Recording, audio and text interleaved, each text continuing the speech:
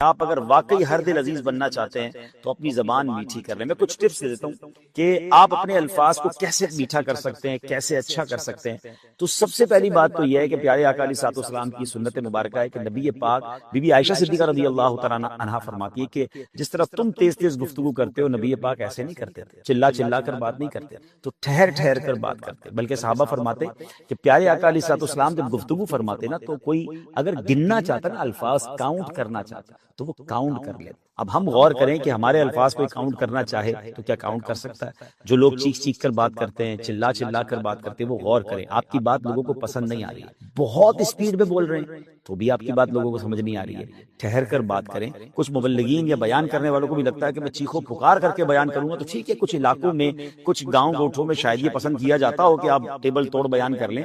لیکن اگر انٹرنیشنلی آپ بیان کرنا چاہتے ہیں, آپ چاہتے ہیں کہ پوری دنیا میں آپ کو سنا جائے, پڑھا لکھا طبقہ بھی آپ کو سنے, تو آپ کو ٹھہر کر سنجیدہ انداز میں, محبت بھرے انداز میں, ڈانٹ ڈپٹ کر کے نہیں, پیار محبت سے سمجھانا ہوگا. اس کا بہت آسان طریقہ ہے چیک کرنے کا کہ آج پوری دنیا میں جن اسپیکرز کو زیادہ سنا جا رہا ہے, آپ غور کر لیں کہ ان کا چیخنے کا انداز ہے یا وہ ٹھہر ٹھہر کر اور ایک ایک بات کو واضح کر کے بول رہے ہوتے. پھر تلفظ ٹھیک کریں اپنی گفتگو کے. بعض اوقات آپ بول تو رہے ہوتے ہیں مگر سامنے والے کو سمجھ نہیں آ رہا ہوتا کہ اردو بول رہا ہے, پنجابی بول رہا ہے, سندھی بول رہا ہے. ایک ہی زبان میں 4-5 زبانیں چل رہی ہوتی ہیں. اگر اردو بول رہے ہیں تو پراپر اردو بولیں, پنجابی بول رہے ہیں تو پھر پراپر پنجابی بولیں, جو بھی زبان بول رہے ہیں, انگلش بول رہے ہیں, تاکہ آپ کی تلفظ درست ہوں گے تو سامنے والا تلفظ کی غلطیاں ڈھونڈنے کی بجائے آپ کی بات پر توجہ کرے گا. تو اپنی گفتگو کو بہتر ضرور کیا جا سکتا ہے. ایک پرابلم یہ کہ جب کسی کو کہیں نا کہ یار آپ کا انداز ٹھیک نہیں ہے یا آپ چیخ کر بات کرتے ہیں, یعنی کچھ لوگوں کی ایسی عادت ہے. مجھے یاد ہے ایک بار ہم کسی سفر پر تھے تو ہمارے برابر والے کمرے سے ایسا لگا لڑائی ہو گئی. ہم حالانکہ قافلے میں تھے, تو میں گیا, میں نے کہا اللہ خیر کرے, خیریت تو ہے؟ تو کہہ رہے ہم تو صرف باتیں کر رہے تھے. یعنی وہ باتیں ایسے کر رہے تھے جیسے لڑائی ہو گئی. تو یہ کچھ لوگوں کا ایک پرابلم ہے. یہ پرابلم ناظرین ذرا سمجھیے گا کہ کچھ لوگ اپنے آپ کو اپنے مزاج کے حوالے کر دیتے ہیں کہ یار میں تو ہوں ہی ایسا, میرا اسٹائل ہی ایسا ہے, میری گفتگو ہی ایسی ہے, برا لگتا ہے تو برا لگے, میں ٹھیک نہیں کر سکتا, میں غصے والا ہوں. اپنی جن جن برائیوں کے حوالے آپ اپنے آپ کو کرتے جا رہے ہیں نا, یہ نہ کیجیے. کیونکہ یاد رکھیے یہ عادت ہے جو کہ بدل سکتی ہے. رنگ اور قد نہیں بدلا جا سکتا. کوئی افریقن کہے میں گورا ہو جاؤں, گورا کہے میں افریقن جیسا کالا ہو جاؤں, یہ نہیں ہو سکتا. قد آپ کا قدرتی ہے مگر مزاج بدلا جا سکتا ہے. کوشش کریں گے تو کہتے ہیں نا العلم بالتعلم الحلم بالتحلم. آپ سیکھیں گے تو علم مل جائے گا, حلم اپنائیں گے تو حلم آ جائے گا. نرمی اپنانا شروع کریں, اس کے تھوڑی سی پریکٹس کریں, اپنی بات کو ریکارڈ کر لیں, آپ اپنے بیان کو ریکارڈ کر لیں, آپ اپنی گفتگو کو خود موبائل میں ریکارڈ کر کے بعد میں سنیں. یقین کریں آپ کو اتنی بعض اوقات شرمندگی ہوگی کہ یار میں ایسے بات کرتا ہوں. ایسے بعض اوقات جملے ایڈ کیے ہوئے ہوتے ہیں جو سامنے والوں کو اریٹیٹ کر رہے ہوتے ہیں. ہم نے پچھلے جو بھی مثال دی تھی, چونکہ چنانچہ جیسا کہ حاجی صاحب, اور پھر تسبیحات وہ والی پڑھنا جہاں پڑھنے کا موقع نہیں. تو اپنی گفتگو کو خود اسکین کرنے کی عادت ڈالیں. آپ یقین کریں آپ دنیا کے ہر میدان میں ترقی کر سکتے ہیں جب آپ کو اچھا بولنا آ جائے. آپ بہت اچھے دکھتے ہیں, آپ کے پاس علم کا خزانہ ہے. آپ غور سے سنیے گا, آپ نے 2000 کتابیں یاد کی ہوئی ہیں مگر آپ کو اچھا بولنا نہیں آتا, تو کتابوں کو ڈیلیور کیسے کریں گے؟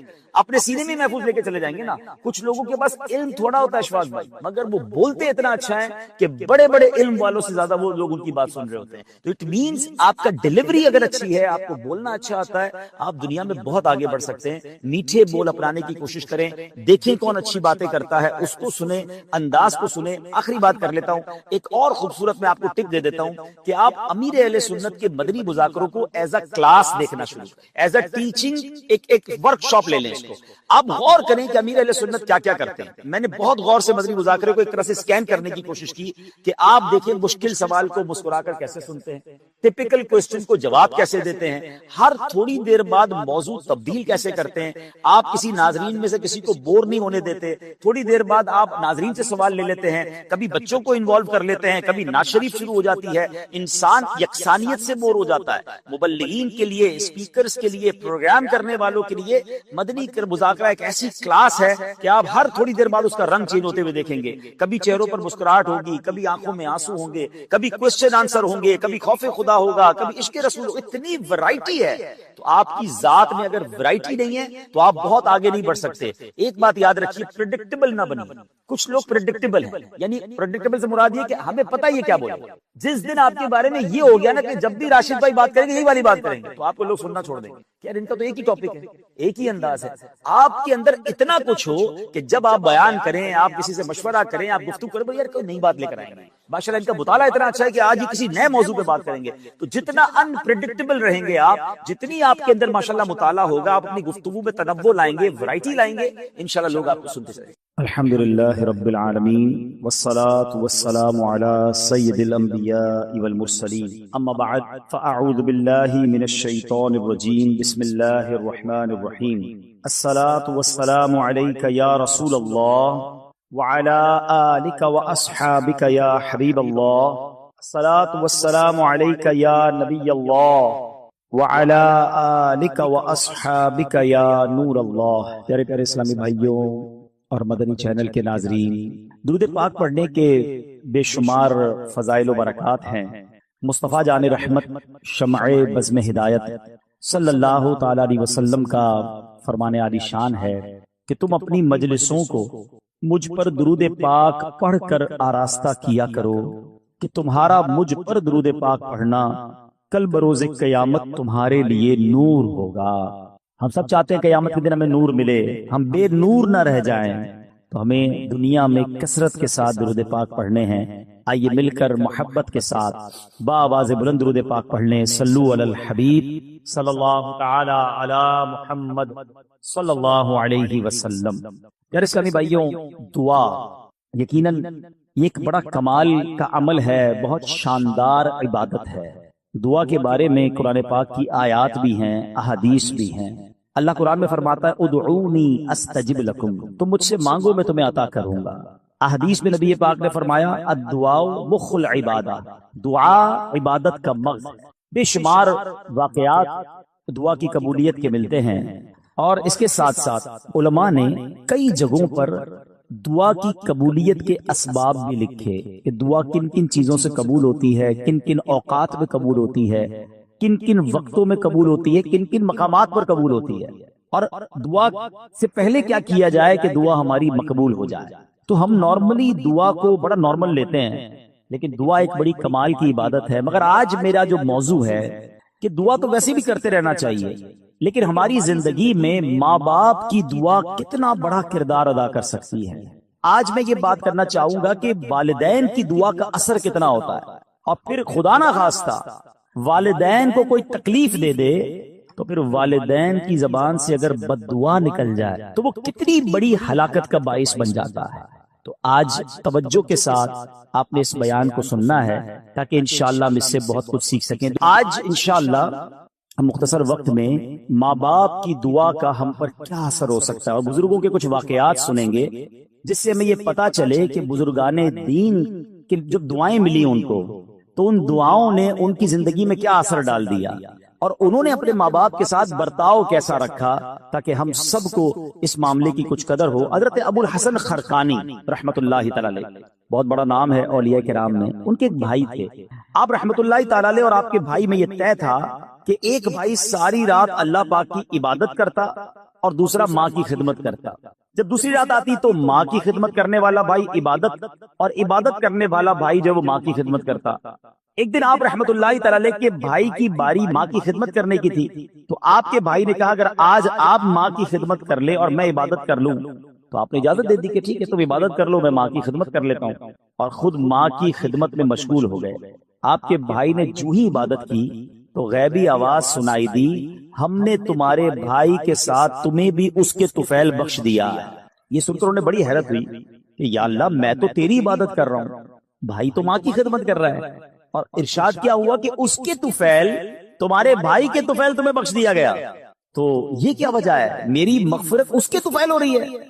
تو ندا آئی کہ ہمیں تیری عبادت کی حاجت نہیں، بلکہ محتاج ماں کی خدمت کرنے والی کی اطاعت ہمارے لیے باعث خوشنودی ہے. آئے ہائے، ماں باپ کی جو خدمت ہے نا وہ اللہ کی بارگاہ میں اتنا بڑا مرتبہ رکھتی ہے. سبحان اللہ سبحان اللہ. حضرت اویس کرنی رضی اللہ عنہ، کتنا بڑا نام ہے، تابعین میں سب سے افضل تابعی انہیں کہا جاتا ہے، عاشقوں کے امام ہیں. سنو، ایک رات آپ کی والدہ آرام کر رہی تھی، محو خواب تھی، نیند میں تھی. آنکھ کھلی تو آواز دے کر کہا اویس پانی پلا دو. سیدنا اویس کرنی اٹھے اور گھر کے مٹکے میں پانی نہ تھا، مٹکا اٹھایا، اندھیری رات میں ٹھوکرے کھاتے کھاتے ٹکراتے ٹکراتے کنویں تک پہنچے. ماں بستر پر ہے، اب مٹکا اٹھا کے کنویں کی تلاش میں ہے. رات کو پانی بھرا، کٹورے میں پانی لے کر ماں کے قریب آئے تو اتنی دیر میں ماں پھر نیند میں جا چکی تھی. ہم جیسا بندہ ہوتا تو پہلے تو باہر جاتا نہ جاتا، آتا تو سائڈ پہ رکھ دیتا گلاس کہ ماں اٹھیں گی جب پی لیں گی، مگر یہ ویسے کرنی تھے. ماں کے سرہانے کھڑے ہو گئے اور رات گزار دی. صبح ہوئی، جب والدہ کی آنکھ کھلی تو دیکھا حضرت ویسے کرنی ماں کے سرہانے پانی کا پیالہ لے کر کھڑے ہوئے. کہا لخت جگر یہ تم کیوں کھڑے ہو، ساری رات کھڑے رہے؟ کما اس لیے کھڑا رہا کہ رات کسی وقت آپ کی آنکھ کھل جاتی، آپ کو پانی آپ نے مانگا تھا، میں پانی آپ کو پیش کرتا. اللہ اکبر. اب جب ماں نے اتنی فرما برداری دیکھی نا، دعا ماں کی سنو، ایسی ماں نے دعا کی کہ ماں نے کہا کہ یعنی آپ کے درجوں کی بلندی کی ایسی دعا کی کہ اللہ نے آپ کے درجے بلند فرما دیے. ہائے ہائے ہائے. دیکھو حضرت اویس کرنی کا پھر نام کیسا ہو گیا. ایک اور بڑا نام حضرت بایزید بسطامی رحمت اللہ تعالی علیہ. یہ بڑے بڑے نام والوں کا انداز دیکھو اپنے ماں باپ کے ساتھ کیسا تھا. ان کے ساتھ کیا ہوا کہ ایک رات اسی طرح والدہ نے پانی مانگا، پانی لے کر آئے، والدہ کو نیند آ گئی. اچھا یہ بڑی ٹھنڈی رات تھی، سردیوں کی رات تھی. کہتے ہیں ماں کے سرانے پیالہ لے کر کھڑا ہو گیا، لیکن ہوا یہ کہ پانی جو ہے میرے ہاتھ پر جو گرا تھا وہ ہاتھ پر پانی جم گیا. یعنی اتنی ٹھنڈ تھی. ماں کی آنکھ کھلی، کہا اے بایزید کیوں کھڑے ہو؟ کہا ماں آپ کو پانی پیش کرنا تھا. جب پیالہ اپنے ہاتھ سے الگ کیا تھوڑی سی خال بھی اکھڑ گئی، تھوڑا سا خون بھی بہنے لگا کیونکہ پانی برف بن چکا تھا. اللہ اکبر. ماں نے بڑی دعاؤں سے نوازا. اسی طرح ایک رات والدہ نے ان کو حکم دیا کہ دروازے کا ایک پٹ کھول دو، لیکن رات بھر میں اس پریشانی میں کھڑا رہا کہ دایاں دروازہ کھولوں یا بایاں دروازہ کھولوں، کیونکہ اگر ان کی مرضی کے بغیر میں نے کھول دیا تو کہیں حکم عدولی نہ ہو جائے. ایک مرتبہ بایزید بسطامی کی والدہ محترمہ نے آپ کو مکتب بھیجا. سورہ لقمان پڑھتے پڑھتے جب اس آیت پر پہنچے انشکر لی ولی والدیک، اللہ اکبر. اس کا معنی پتہ کیا ہے؟ اس کا معنی بنتا ہے یہ کہ حق مان میرا اور اپنے ماں باپ کا. تو کہتے ہیں جب وہ آیت پڑھی تو استاد صاحب سے کہتے ہیں کہ میں ذرا والدہ سے ملنے جانا چاہتا ہوں. ڈیورنگ کلاس درجہ لگا ہوا ہے، آیت پڑھی، ترجمہ پڑھا کہ ماں کے پاس جانا ہے. درجہ چھوڑ کر ماں کے پاس آ گئے. اب ماں پوچھتی ہے کہ بیٹا کیوں آئے ہو؟ تو آپ کہتے ہیں کہ ماں میں نے آج قرآن پاک میں پڑھا ہے کہ ماں باپ کا حق پورا کرنا ہے، تو میری عرض یہ ہے کہ دو جگہوں پر میں خدمت نہیں کر سکتا. یا تو مجھے اللہ عز و جل سے ہمیشہ کے لیے مانگ لیجئے، اپنی خدمت میں رکھ لیں، یا اللہ کے حوالے کر دو تاکہ اس کی عبادت میں لگا رہوں. ماں نے فرمایا بیٹا میں تجھے اللہ عز و جل کی بارگاہ کے لیے آزاد کرتی ہوں، اپنا فرض بھی تجھے معاف کرتی ہوں، جا رب کی عبادت میں مصروف ہو جا. یہ ماں کی خدمت تھی جس نے حضرت بایزید کو بایزید بسطامی بنا دیا. اور وہ ماں بھی کیسی تھی جس نے اپنے حق معاف کیے اور بیٹے کو دین کے لیے وقف کر دیا. غوث اعظم رضی اللہ تعالیٰ عنہ پیران پیر شیخ عبد القادر جیلانی بھی تو جیلان سے بغداد جانا چاہتے تھے. ماں سے کہا کہ ماں میں نے علم دین سیکھنے کے لیے بغداد جانا ہے.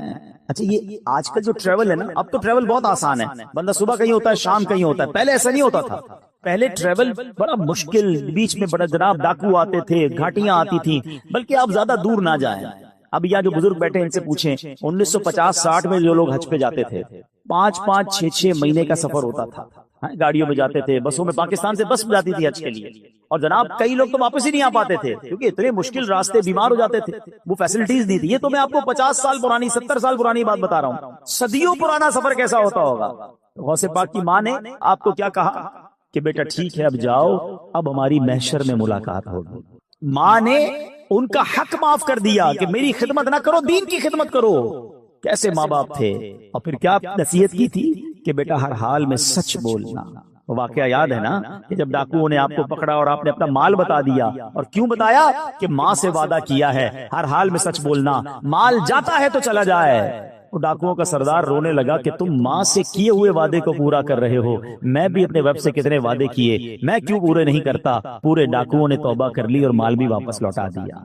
مگر یہ ماں باپ کی خدمتیں تھیں، یہ ماں باپ کی دعائیں تھیں. میں تحدیث نعمت کے لیے اپنے والدین کی ایک بات یہاں عرض کر دیتا ہوں، شاید اور والدین کو اس میں ترغیب ملے کہ الحمدللہ میرے دونوں یعنی امی ابو دونوں نے مجھے بہت پہلے کہہ دیا تھا کہ ہم نے آپ کو اپنا حق معاف کر دیا ہے، آپ جائیے دین کا کام کیجیے. کیونکہ میں بہت زیادہ ان کے پاس نہیں بیٹھ پاتا تھا، ٹریول کافی ہوتا تھا، سفر کافی ہوتا تھا، لیکن میں کبھی کبھی ان سے کہتا تھا کہ میں آپ کی اتنی خدمت نہیں کر پاتا. تو انہوں نے یہی کہا کہ ہم نے آپ کو اپنا حق معاف کیا، آپ دین کی خدمت کیجیے. تو اے میرے پیارے اسلامی بھائیوں، جہاں بچوں کو یہ حکم دیا جا رہا ہے کہ والدین کا ادب کریں، ان کی دعائیں لیں، لیکن اگر ماں باپ دیکھیں نا کہ بیٹا اگر دین کی طرف جا رہا ہے، اگر دین کا بڑا کام کر رہا ہے تو انہیں سپورٹ کرنا چاہیے۔ ہم نے ایسا بھی دیکھا کہ کوئی بچہ عالم بننا چاہتا ہے، حافظ بننا چاہتا ہے، دین کا کام کرنا چاہتا ہے، والدین اس کا الٹا دل توڑ رہے ہوتے ہیں، سختی کر رہے ہوتے ہیں، نہیں نہیں تمہیں دیندار نہیں بننا ہے۔ اور ہم نے دیکھا کہ ایسے والدین آگے جا کر سر پکڑ کر بیٹھے ہوتے ہیں، کیونکہ جب بچے کو دین سے آپ روکتے ہیں تو وہ دنیا میں ایسے غرق ہو جاتا ہے کہ بعض اوقات بری لائن میں پڑ جاتا ہے،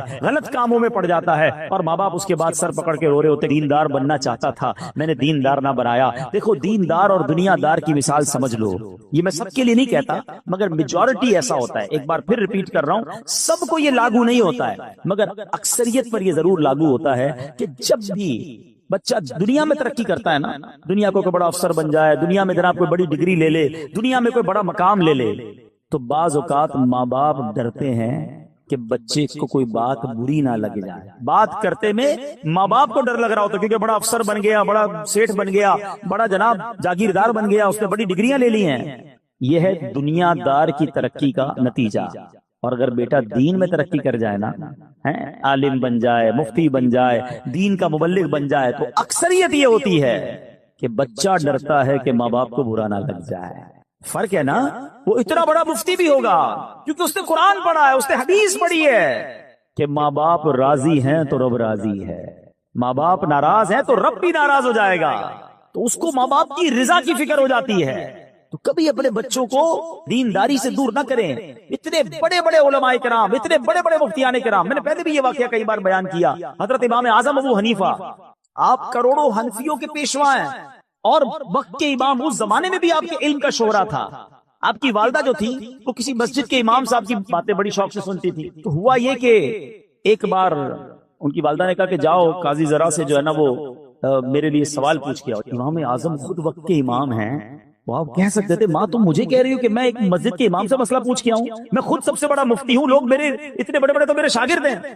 مگر ماں کا حکم تھا نا، ماں کو یہ نہیں کہا میں بڑا ہو گیا ہوں، ماں کو یہ نہیں کہا میرا مرتبہ بڑا ہو گیا ہے، ماں کا حکم تھا، مسجد کے امام صاحب کے پاس پہنچ گئے۔ امام اعظم ابو حنیفہ کہتے ہیں میری ماں نے یہ مسئلہ پوچھا، حضور جواب دیجئے۔ وہ امام صاحب کہتے ہیں حضور کیوں شرمندہ کر رہے ہیں، آپ وقت کے امام ہیں، آپ کو میں جواب دوں گا۔ کہ میری ماں نے تم سے پوچھنے کو کہا ہے۔ کہا اچھا ایسا کریں جواب آپ لکھ دیں، دستخط میں کر دیتا ہوں۔ جواب امام اعظم نے لکھا، دستخط امام صاحب نے کیا، ماں کو لے کر آئے کہ ماں یہ جواب دیا امام صاحب نے۔ کہا ٹھیک ہے۔ تھوڑے دنوں بعد ماں کہتی ہے اب میں خود جاؤں گی سوال پوچھنے کے لیے۔ اب امام اعظم نے کیا کیا، ماں سے بحث نہیں کی، ماں سے لڑائی نہیں کی، میں اتنا بڑا مفتی، اتنا بڑا امام، تم چل کر وہاں تک جاؤ گی، اتنا سفر ہم کریں گے، مجھ سے مسئلہ پوچھ لو۔ ادب، دیکھو یہ ہے فرق۔ دین میں ترقی کی تھی نا تو ادب میں بھی ترقی تھی، تعظیم میں بھی ترقی تھی۔ ماں کو سواری پر بٹھایا اور کوفہ کی گلیوں میں لوگوں نے دیکھا کہ وقت کا امام ماں کی سواری کی رسی پکڑ کر مسجد کے امام کے پاس مسئلہ پوچھنے جا رہا ہے۔ آپ ادب سے باہر کھڑے ہو گئے مسجد کے، ماں اندر جاتی ہے، مسئلہ پوچھتی ہے، ماں واپس آتی ہے، امام اعظم رسی پکڑ کر واپس لے کر آتے ہیں۔ اے میرے پیارے اسلامی بھائیوں، اس واقعے سے شاندار درس یہ ہے، آج ہم میں کوئی مالدار بن جائے، کوئی جناب افسر بن جائے، کوئی جناب کسی علاقے کا کونسلر، ایم این اے، ایم پی اے یا ویسے ہی مشہور ہو جائے، دیندار لوگوں سے بھی بات کر رہا ہوں، اگر تمہارے کچھ چاہنے والے بن گئے، کچھ فالوور بن گئے، کبھی اپنے ماں باپ کو یہ مت کہنا میں بڑا ہو گیا ہوں، میں بڑا آدمی ہو گیا ہوں، میرے سے اس طرح بات نہ کرو، میرے پاس ٹائم نہیں ہے۔ میں کچھ بھی ہو جاؤں اپنے ماں باپ کا بچہ ہی ہوں۔ ہاں، ان کی ویل چیئر چلانے کا جو مزہ ہے نا، ان کے پیر دبانے کا جو لطف ہے، اور ان کے لیے کوئی خدمت کرنے کا جو لطف ہے وہ اٹھایا کرو۔ اپنے آپ کو بڑا ماں باپ کے سامنے مت سمجھنا۔ جنہوں نے اپنے ماں باپ کے آگے اپنے آپ کو جھکایا، اپنے ماں باپ کی تعظیم کی، اللہ نے ان کے ناموں کو بلند کر دیا۔ ہاں، ادھر اونچا سر کرو گے تو دنیا میں ذلیل ہو جاؤ گے، ادھر سر جھکا دو گے، تعظیم کرو گے، دعا لگ گئی تو بیڑا پار ہو جائے گا۔ ہاں، حضرت محدث اعظم پاکستان مولانا سردار صاحب، کتنا بڑا نام ہے، بڑے بڑے علماء ان کے شاگرد ہیں۔ آپ کو پتا آپ کی والدہ آپ کو کیا دعا دیتی تھی؟ ان کا نام سردار تھا، کہ میرے بیٹے کو اللہ دین میں سردار بنا دے۔ ماں کی دعا لگی، اب محدث اعظم پاکستان بن گئے۔ یہ ہے ماں کی دعا کا صلہ۔ اے میرے پیارے اسلامی بھائیوں، اور بڑے بڑے صحابہ، خود نبی پاک علیہ الصلوۃ والسلام کا انداز، اپنے والدین، صرف والدین نہیں، ماں باپ کے جو دوست ہوتے ہیں، ماں باپ کا انتقال ہو جائے نا تو فیملی میں، اب ہمارے یہاں پرابلم کیا ہے، جب ماں باپ کا انتقال ہوا اب ماں باپ کے دوستوں سے، رشتہ داروں سے رشتہ ہی ختم۔ ادھر والدہ کا انتقال ہوا، ننیال سے رشتہ ختم، والد صاحب کا انتقال ہوا، ددیال سے رشتہ ختم، چاچا کو کوئی نہیں پوچھتا، تایا کو کوئی نہیں پوچھتا ہے، ادھر اسی طرح امی کا انتقال ہو گیا، ننیال کو کوئی نہیں پوچھ رہا۔ نہیں، جن کا ان کے ساتھ تعلق تھا، ان کی روح کو اگر راضی کرنا ہے تو ان کے جانے کے بعد ان کے رشتہ داروں اور ان کے دوستوں کے ساتھ اچھا سلوک کریں۔ اب سنیں، حضرت سیدنا عبداللہ ابن عمر سے مکہ مکرمہ میں ان کی ایک اعرابی، ایک دیہاتی سے ملاقات ہوئی۔ عبداللہ ابن عمر نے اس کو سلام کیا، جس سواری پر آپ سوار تھے اس بندے کو، اس اعرابی کو اس سواری پر بٹھا لیا اور اپنا امامہ اتار کر اسے دے دیا۔ اب باقی ساتھی دیکھ رہے ہیں اتنی بڑی شخصیت، اور جناب یہ کیا کر رہے ہیں گاؤں گوٹ کے آدمی کے ساتھ؟ حضرت یہ تو تھوڑے سے پیسوں سے، تھوڑے سے تحفے سے بھی گاؤں والے خوش ہو جاتے ہیں، آپ نے اتنی مہربانی کیوں کی؟ آپ نے فرمایا کہ اس کا باپ جو ہے نا، میرے والد سیدنا عمر بن خطاب، حضرت عمر کے بیٹے تھے نا حضرت عبداللہ بن عمر، کہتے اس کا جو والد تھا نا، وہ میرے والد حضرت عمر کا دوست تھا۔ میں نے اللہ کے رسول کو فرماتے ہوئے سنا ہے کہ بہتر بھلائیوں میں سے ہے کہ بیٹا اپنے باپ کو ساتھ محبت رکھنے والوں سے بھی صلہ رحمی کرے، یعنی جو آپ کے والد کے ساتھ اچھا سلوک کرے نا، اب وہ چلے گئے والد صاحب دنیا سے، اب ان کے ساتھ اچھا سلوک کرے۔ آپ کو معلوم ہے نبی پاک علیہ الصلوۃ والسلام بی بی خدیجۃ الکبریٰ رضی اللہ تعالی عنہا کی جو سہیلیاں تھیں نا، ان کو بھی تحفے بھجوایا کرتے تھے، حالانکہ ان کا وصال ہو گیا تھا۔ یہ سبق ہے ہم سب کے لیے۔ بعض اوقات ہمارے والد کا بڑا گہرا دوست ہمارے سامنے آ جاتا ہے، ابو تو رہے نہیں، بندہ اس کو گھانسی نہیں ڈالتا، ارے کھڑے ہو کے ہاتھ چومے اس کا، یہ آپ کے چچا کی مانند ہے، اس کی عزت کرو گے تو والد کی روح خوش ہو جائے گی۔ اپنے اصلی چچا کی خدمت کریں، چچا زاد بھائی بہنوں کا خیال رکھیں، لیکن آج ایسا ہوتا نہیں۔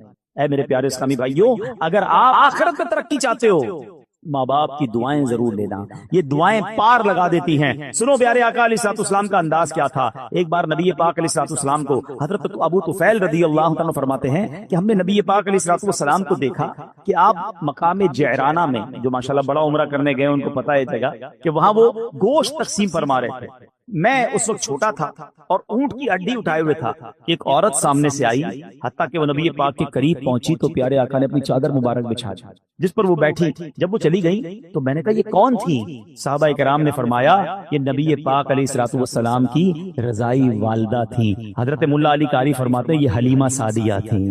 آقا کو دودھ پلایا تھا نا، نبی پاک نے یاد رکھا، اور جب وہ آئی تو اپنی چادر بچھائی، ان کو سب کے سامنے تعظیم دی۔ اللہ اکبر، لکھا ہے کتابوں میں کہ نبی پاک کے پاس آئیں تو آقا ان کے لیے کھڑے ہو گئے، ان کی تعظیم کی، ان کے ساتھ خوش خلقی سے پیش آئے، ان کی خاطر چادر بچھائی۔ اللہ اکبر، یہ کتنا بڑا انداز ہے نبی پاک کا، سبق ہے ہمارے لیے کہ اگر بچپن میں کسی نے مجھے کھلایا ہے، پلایا ہے، ساتھ دیا ہے، صرف ماں باپ نہیں، ہمارے کچھ رشتے دار ہوتے ہیں جنہوں نے بچپن میں ہمارے ساتھ بھلائی کی ہوتی ہے، ہمیں سپورٹ کیا ہوتا ہے، کسی نہ کسی موقع پر بہت سارے رشتہ داروں نے ہمارے ساتھ بھلائی کی ہوگی، مگر ہمیں وہ یاد نہیں رہتی۔ ہماری خالہ ہے، ہماری پھوپھی ہے، ہمارے خالہ جان ہے، خالو ہیں، یقیناً جہاں جہاں پردے کے معاملات ہوں گے ہم ان شرعی تقاضوں کو تو خیال رکھیں گے، مگر حسن سلوک، خیر و عافیت پوچھنا، کبھی کوئی تحفہ بھجوا دیا، اللہ نے تھوڑا مال دیا تو اپنے رشتہ داروں میں تقسیم کیا، یہ شریعت کہتی ہے، اور یہ کتنا بڑا کمال کی بات ہے۔ دیکھو ماں باپ کی بات تو اپنی جگہ، ماں باپ کے رشتہ داروں کا مقام کیا ہے، آپ سنیں گے آپ کا ایمان تازہ ہو جائے گا۔ ایک بار نبی پاک علیہ الصلوۃ والسلام کے پاس ایک شخص آیا اور آ کر کہتا ہے کہ حضور مجھ سے گناہ ہو گیا ہے، کیا میری جو ہے توبہ قبول ہو جائے گی؟ اب ذرا غور سے سنیے گا، میری توبہ قبول ہو جائے گی، مجھ سے گناہ ہو گیا ہے۔ اب نبی پاک نے اس کے سوال پہ کیا کہا؟ پیارے آقا علیہ الصلوۃ والسلام فرمایا کیا تیری والدہ ہے؟ کہتا حضور نہیں، والدہ کا تو انتقال ہو گیا ہے۔ ہائے ہائے، تو نبی پاک نے کیا فرمایا؟ فرمایا تیری خالہ ہے؟ جی حضور خالہ زندہ ہے۔ سرور کائنات علیہ الصلوۃ والسلام نے فرمایا اپنی خالہ سے حسن سلوک کرو۔ یار اگر یہ سمجھ آ جائے نا بات، ہمیں معافی گناہوں کی چاہیے، اللہ سے معافی چاہیے، سلوک ماں سے اچھا کرو، ماں نہیں تو ماں کی بہن کے ساتھ، خالہ کے ساتھ اچھا سلوک کرو، اللہ تمہارے گناہ معاف فرما دے گا۔ اب آپ سوچیں جو ماں باپ کی خدمت کر رہا ہے اس سے رب کتنا راضی ہوگا، مگر آج لوگوں کے پاس ماں باپ کی خدمت کا ٹائم نہیں ہے، بہت بیزی ہوں، بڑی مصروفیت ہے، دوستوں میں جا رہا ہوں، نہیں ابو میرے پاس ٹائم نہیں، امی میں بہت مصروف ہوتا ہوں۔ نہ کیا کرو ایسا، تمہارے گھر میں جنت موجود ہے، تمہارے گھر میں مغفرت کا دروازہ موجود ہے، تمہارے گھر میں رب کی رضا موجود ہے، مگر تم ادھر ادھر دوڑ رہے ہو، ادھر ادھر بھاگ رہے ہو۔ اے میرے پیارے اسلامی بھائیوں، آئیے میں چند حدیثیں سناتا ہوں، آپ کا ایمان تازہ ہو جائے گا۔ ایک بار حضرت ابو اسحاق رحمت اللہ تعالی پہلے ایک روایت سن لیں کہ خدمت میں ایک شخص حاضر ہوا، عرض کی حضور میں نے رات کو خواب میں دیکھا کہ آپ کی داڑھی جو ہے وہ ہیرے جواہرات سے سجی ہوئی۔ بزرگ کو کسی اور نے خواب میں دیکھ کر آ کر کہا کہ میں نے خواب میں دیکھا کہ آپ کی داڑھی جو ہے اس میں ہیرے جواہرات ہیں۔ تو آپ نے فرمایا تو سچ کہتا ہے، یعنی تیرا خواب سچا ہے، کیونکہ میں نے کل سونے سے قبل اپنی داڑھی جو ہے اپنی ماں کے تلووں کو لگائی تھی۔ آئے ہائے ہائے، یہ اسی کی برکت ہے، یہ ہے ماں باپ۔ سبحان اللہ۔ نبی پاک علیہ السلام فرماتے ہیں والدین جنت کے دروازوں میں سے درمیانی دروازہ ہے، اب تجھے اختیار ہے، چاہے اس دروازے کو ضائع کر دے یا اس کی حفاظت کر دے۔ ایک اور جگہ نبی پاک فرماتے ہیں، کسی نے پوچھا کہ یا رسول اللہ والدین کا حق اس کی اولاد پر کیا ہے؟ آپ علیہ السلام نے فرمایا والدین ہی تیری جنت اور دوزخ ہیں۔ اب یہ بڑی ایک لائن ہے، مگر اس کو سمجھو، خدمت کر لی، راضی کر لیا تو یہی تیری جنت ہے، اور اگر ان کو ناراض کر لیا نا، ہاں بعض اوقات ساری دنیا راضی ہوتی ہے ہم سے، محلے والے بڑے خوش ہوتے ہیں، نمازی ہماری بڑی تعریف کر رہے ہوتے ہیں، مگر ماں باپ ناراض ہوتے ہیں، فرمایا یہی تیری جنت ہے، یہی تیری دوزخ ہے۔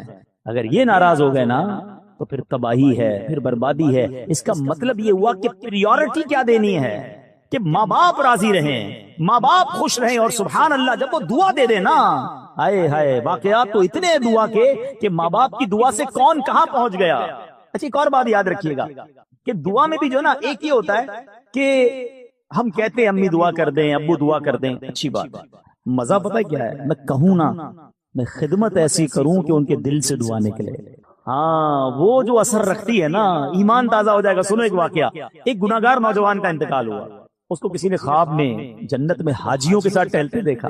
اچھا حج اس نے کیا نہیں تھا بھی گناہگار، پہلے تو جنت میں کیسے پہنچا؟ دوسرا سوال حاجیوں کے ساتھ کیوں ہے؟ تو کسی نے کہا کہ تو تو بڑا گناہگار تھا، تیرا تو کوئی عمل بھی نہیں، میں نہیں پتا یہ سارے وارے نیارے کیسے ہو گئے؟ کہ میری ایک ضعیف ماں تھی، میں جب مکان سے باہر جاتا تھا نا تو اپنا سر ان کے قدموں میں رکھ دیتا، قدم چومتا، اس کے بعد باہر نکلتا۔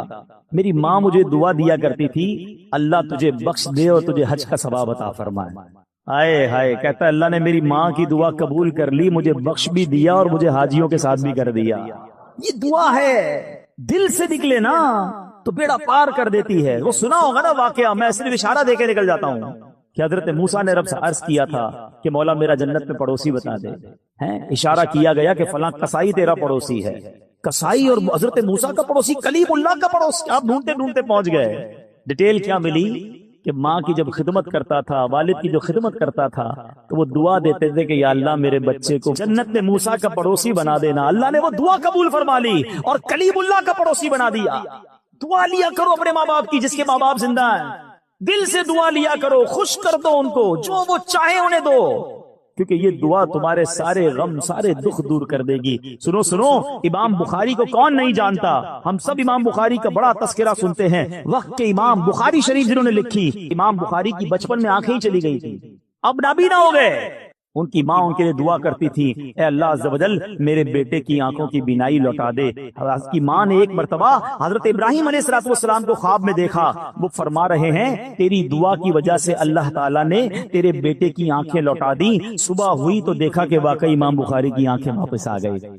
ایسے نہیں کہتے ماں کی دعا جنت کی ہوا، ہاں طوفان ٹال دیتی ہے۔ اور یہ والدین کی جو دعا ہے نا، اس کا جو اثر ہے، سنو سنو، احادیث پہ سنو گے تو ایمان تازہ ہو جائے گا۔ سرکار دو عالم علیہ السلام فرماتے 3 دعاؤں کی قبولیت میں کوئی شک نہیں ہے، ہاں مظلوم کی دعا، مسافر کی دعا، اور والدین کی دعا اپنی اولاد کے حق میں۔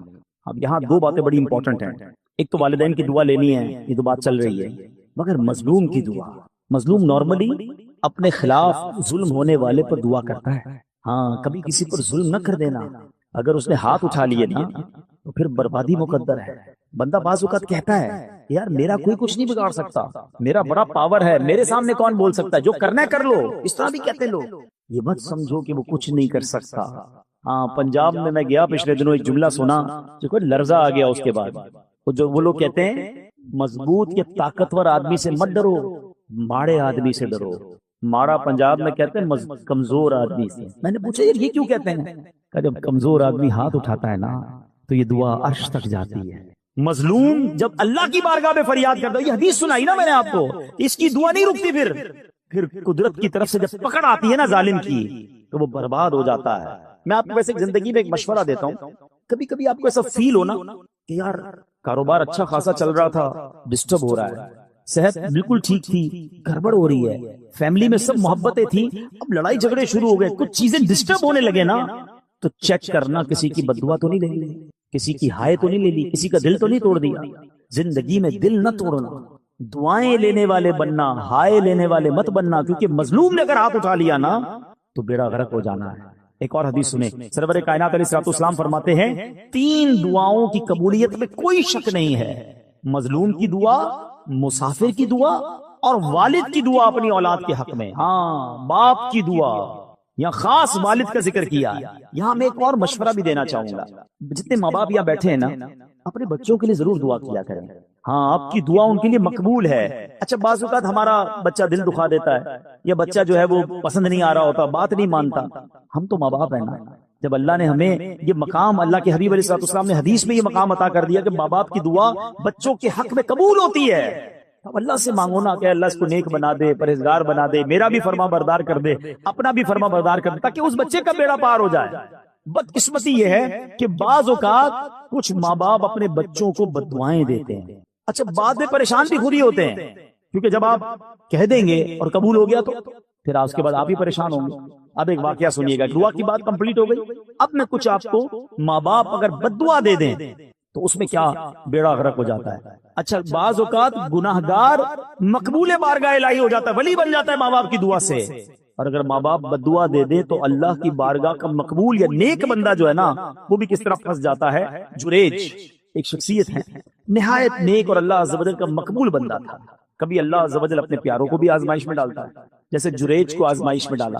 جریج کی بارگاہ الہی میں مقبولیت کا اندازہ اس بات سے لگائیے کہ آپ نے دودھ پیتے بچے کو ہاتھ لگایا، وہ بول اٹھا اور آپ کے بے گناہ ہونے کی گواہی دی۔ یہ تو آپ کی روشن کرامت تھی، لیکن ہوا کیا تھا، واقعہ کیا ہوا تھا، ذرا یہ سمجھیے گا۔ یہ حدیث پاک حضرت ابو ہریرہ رضی اللہ تعالیٰ عنہ سے روایت ہے کہ نبی پاک علیہ الصلوۃ والسلام نے فرمایا، جھولے میں دودھ پیتے بچوں میں 3 لوگوں نے کلام کیا۔ حضرت عیسیٰ علیہ السلام، نمبر 2 جریج کے متعلق ایک بچے نے کلام کیا۔ آقا فرماتے ہیں کہ وہ جریج کون تھا؟ ایک عبادت گزار شخص تھا، اس نے ایک عبادت گاہ بنائی ہوئی تھی جس میں وہ رہتا تھا۔ ایک دن ماں اس کے پاس آئی اور اس وقت وہ نماز پڑھ رہا تھا۔ ماں نے کہا، اے جریج، نماز کے دوران پکارا تو آپ نے کہا کہ ایک طرف میری ماں ہے، ایک طرف نماز ہے، میں کیا کروں؟ نماز جاری رکھی، ماں چلی گئی۔ دوبارہ اگلے دن ماں آئی، پھر نماز پڑھ رہا تھا، ماں نے پکارا، اے جریج، پوچھا، سوچا ایک طرف تو اللہ کی نماز ہے، پروردگار کی عبادت ہے، دوسری طرف ماں ہے، نماز جاری رکھی، ماں کا دل ٹوٹا، ماں نے اسے بد دعا دی۔ ماں نے کہا کہ اے اللہ، اس کو اس وقت تک موت نہ دینا جب تک کسی بری عورت کا یہ سامنا نہ کر لے۔ اب کیا ہوا؟ تو بنی اسرائیل کے لوگ آپس میں جریج کی عبادت کا بڑا ذکر کرتے تھے۔ ایک بد کردار حسین و جمیل عورت، جو بری عورت تھی، اس نے بنی اسرائیل سے کہا، اگر تم کہو تو میں اس کو اپنے فطرے میں پھنسا لیتی۔ پھر وہ عورت جریج کے پاس آئی، جریج نے اس کی طرف کوئی توجہ نہیں دی۔ وہ عورت اس چرواہے کے پاس آئی جو جریج کی عبادت کے پاس ہی رہتا تھا۔ اس بدبخت نے اس عورت کے ساتھ غلط کام کیا۔ اب اس عورت کے یہاں جب بچہ ہوا تو یہ جا کر اس نے الزام لگایا کہ یہ بچہ جریج کا ہے۔ لوگ جریج کی عبادت گاہ پر گئے اور اس کو نکالا، مارنا پیٹنا شروع کر دیا کہ تو بڑی عبادت گزار بنتا تھا، یہ تجھ پر اتنا بڑا الزام۔ اب جریج نے کہا، مسئلہ کیا ہے؟ کہا، یہ عورت کہتی تو نے غلط کام کیا، یہ بچہ تیرا ہے۔ جریج نے کہا، پہلے مجھے ٹھہرو، نماز پڑھنے دو۔ 2 رکعت نماز پڑھی اور بچے کے پاس آیا، اس کے پیٹ میں انگلی چبو کر دریافت کیا، اے لڑکے، تمہارا باپ کون ہے؟ اس نے کہا، یہ چرواہا میرا باپ ہے۔ لوگوں نے آگے بڑھ کر اب جریج کو بوسہ دیا، معافی مانگی، بولے ہم آپ کو سونے کی ایک عبادت گاہ تعمیر کر دیتے ہیں۔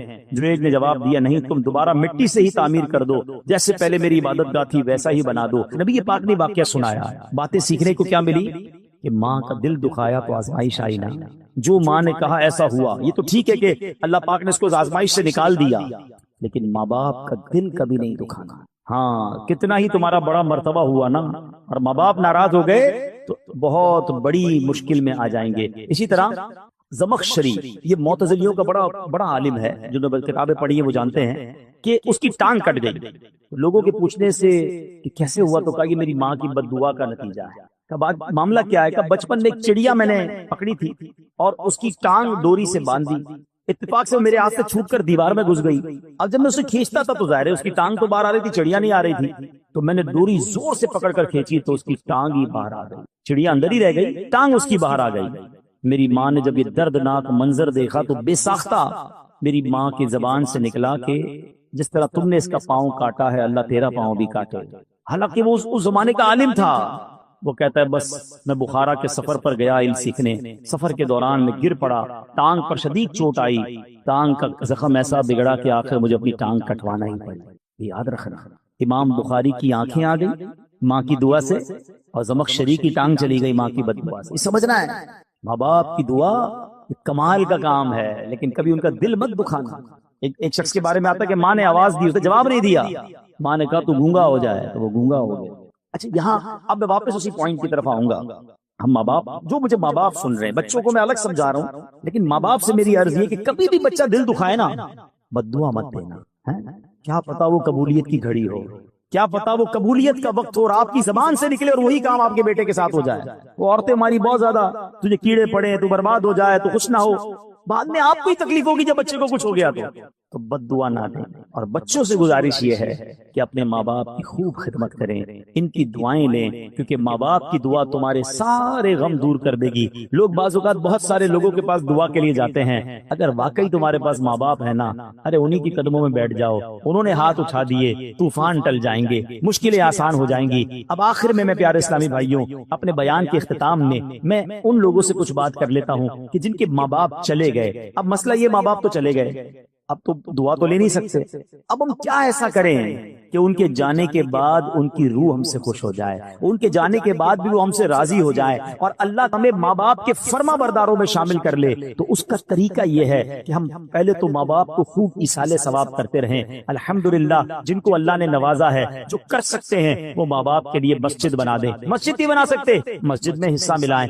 قرآن خوانی، صدقہ جاریہ کے کام، دعائیں، ہر نماز کے بعد ماں باپ کے لیے دعا کرتے رہیں۔ انشاءاللہ رب کریم اس کی ماں باپ کی روح کو اس بندے سے خوش کر دے گا، کیونکہ اگر بچہ انہیں یاد کرتا رہے گا، انہیں ایصال ثواب کرتا رہے گا۔ اسی طرح جن کے ماں باپ حیات ہیں، ان کے لیے بھی بڑے پیارے پیارے آداب کتاب میں لکھے کہ ان سے دل سے محبت کریں، ان کو نام سے مت پکاریں، ان کی کنیت سے پکاریں جسے وہ پسند کرتے ہیں۔ اب جیسے آج کے دور میں ہم امی جان، ابو جان کہتے ہیں، بعض لوگ اپنے ماں باپ کو بھی نام سے پکار رہے ہوتے ہیں۔ ان سے پہلے نہ بیٹھیں، ان کے آگے نہ چلیں، حتی الامکان ان کے برابر نہ بیٹھیں۔ اگر وہ تشریف لائیں تو ان کے استقبال کے لیے تعظیماً کھڑے ہو جائیں، ان کو عزت کی جگہ بٹھائیں، ان کے لیے اپنی چادر بچھا دیں، چہرے کی بشاشت اور خندہ پیشانی کے ساتھ، محبت کے ساتھ ان کا استقبال کریں، اپنی بات احسن انداز میں کریں۔ اگر نہ مانے تو خاموش ہو جائیں، ضد نہ کریں، ناراض ہوئے بغیر ان کی بات قبول کریں، ان سے نرمی سے بات کریں۔ ہاں، یہ بہت بڑا پرابلم ہے۔